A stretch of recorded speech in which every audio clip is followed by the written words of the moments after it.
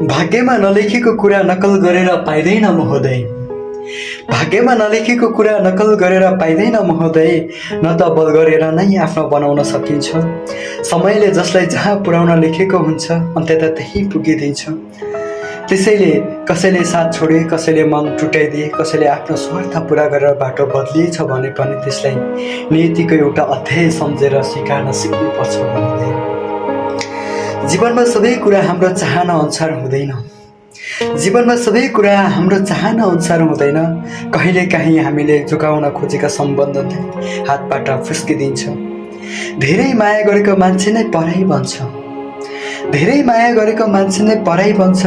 आफ्नै भनेर विश्वास गरेकाहरूले नै सबैभन्दा टाढा पुगिदिन्छ। त्यति बेला मन धेरै रुन्छ, आँखाबाट आँसु बग्छ।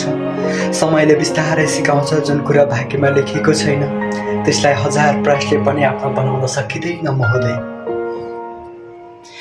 कोही प्रेममा छुटे होलान्, कोही विश्वासमा टुटे होलान्। कोही प्रेममा छुटे होलान्, कोही विश्वासमा टुटे होलान् महोदय।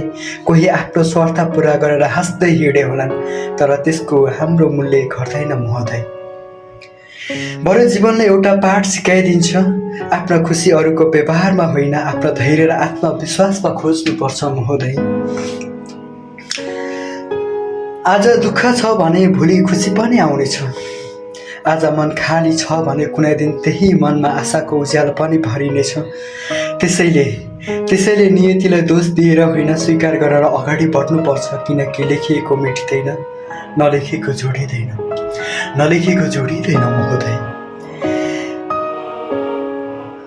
त्यसैले परदेशी होस् या स्वदेशी, प्रेममा हार होस् या जीवनसँग लडिरहेको, आफ्नो मनमा यति सम्झाऊ, आफ्नो मनलाई यति सम्झाऊ, जे भयो राम्रैको लागि भयो। जे छुट्यो त्यो मेरो भाग्यमा थिएन र जे मेरो लागि लेखिएको छ त्यो सबै शक्तिको मबाट खोज्न सक्दैन।